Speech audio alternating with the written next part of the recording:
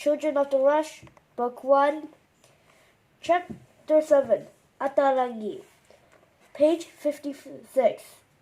It takes me a moment to recognize that of the 4 men I've just stumbled upon, 2 of them are the pair that died in the hotel the night before. In the daytime, they're just as frightened, and their companions look equally as rough and scary. They are all dressed in heavy coats against the cold, and it looks as tough. They might have slept in them. Their filthy, covered head to toe in dust and dirt. "Hello, girlie," says the brute, his smile looking more like a snarl. "How long have you been standing there?" The gold nugget suddenly feels like a lead weight in my hand. I don't want to draw attention to it, but quickly putting it into my pocket, so I just hold on to it. I've just arrived, I reply, stammering.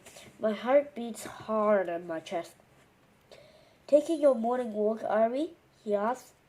I notice he has an ugly scar, like a sinew in a piece of meat, white and shiny, running down one side of his face. "That's right," I say. "Well, don't let us stop you," he says, furtively, stepping back and sweeping an arm through as though to guide me forward. "Stand back, you greedy scoundrels. Let the lady through."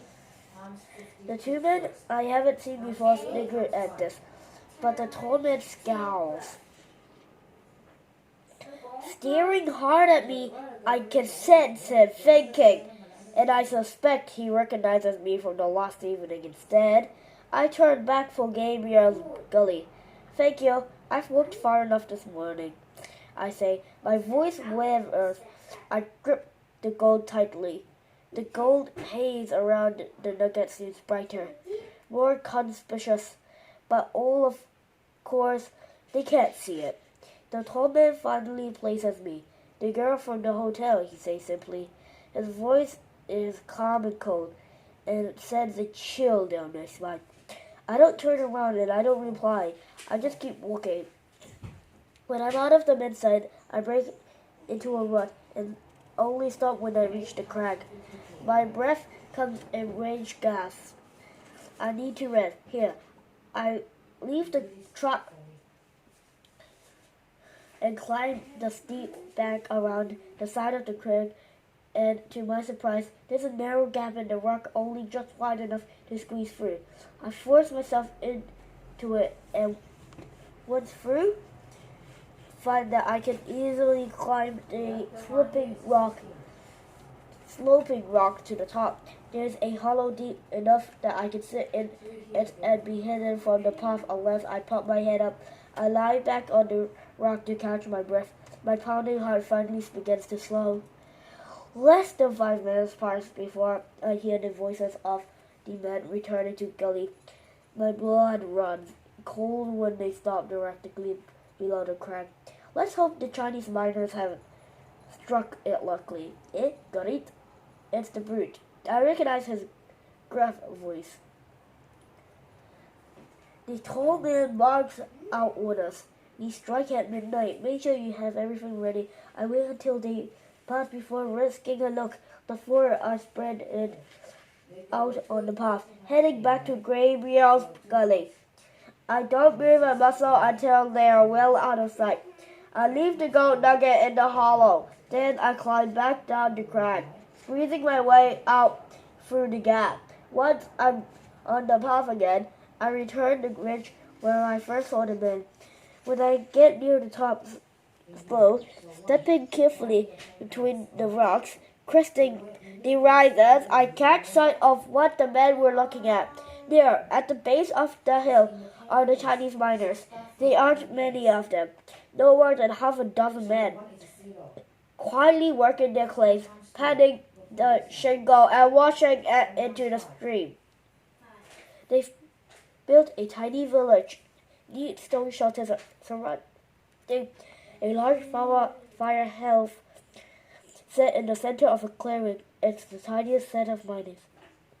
dwelling and seen a far cry from the filth and squalor of Gabriel's gully. The Chinese miners are forced to work out here. Worst pieces of ground for their claim, so they have to work twice as hard to find the same amount of gold. This they do without complaint. They keep to themselves and make no trouble for anyone. Despite this, the other miners speak horribly about them, as if they were taking gold that should rightfully be theirs. I realize with horror that the four men are planning on robbing the Chinese miners of their gold, and they are going to do it tonight. I turn and run. I go as fast as my legs can carry me, leaping over the rocks and shrubs in my hurry to get home. Reaching Gabriel's gully, I race down the main street, dodging the freshly around men emerging from the miner committee, Ted clutching the new claim papers. I don't stop running until I reach the hotel, and I hurry to the back door of the kitchen. Bursting in, I almost collide with Silas, who wheels around in surprise. "Watch out, you stupid girl," he bellows at me. I shrink away. Mama is at the sink peeling potatoes, and she shoots me a stern look. She has warned me to stay out of Silas's way. I join Mama and start to help her with the potatoes. But for once, Silas lingers in the kitchen. Without asking, he pulls strips of meat from the mutton roast Mama has cooked. Picking it up with his fingers, tipping back his head and dropping chunks of it into his mouth. It's disgusting to watch. He doesn't even bother to wipe away the fat that drips down his chin. I'm afraid he will pick up the meaning of our conversation if I tell Mama what I've discovered. I can't concentrate and keep peeling away too much skin from the potato. So eventually Mama sends me away to cook porridge for our breakfast. It's only when we sit down and eat the empty dining room that I can tell what I've seen. Mama listens in silence, trying to swallow the porridge I've made, which is too thick and lumpy because I didn't stir it enough. I tell her about the minute and what I overheard, but the more I say, the more her mouth hardens into a line. I finish my story. "We have to help the Chinese miners," I beg.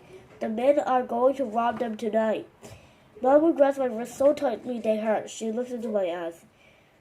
"Ma waiho koteri no," she says. "Stupid girl. It's none of your business, none of our business." But she cuts me off. "Enough. The men here have no respect for the law, nor for one another. This is a place without manner, without honor. There is nothing can be done about it." But I try one more time. "Mama, you can't let them hurt the Chinese miners. They're just like us, looked down upon. Those men think the Chinese are worth nothing, less than nothing. It's the same way they feel about us. We need to help them. We will do no such thing," she replies. "What can you possibly do? Who would you tell? No one would even listen to you, a mouthy girl. They never believe you." Mama rises from the table, gathering the empty bowls. She nods towards the kitchen. "Make yourself useful and sweep the floor," she commands. I don't want to hear anything about it.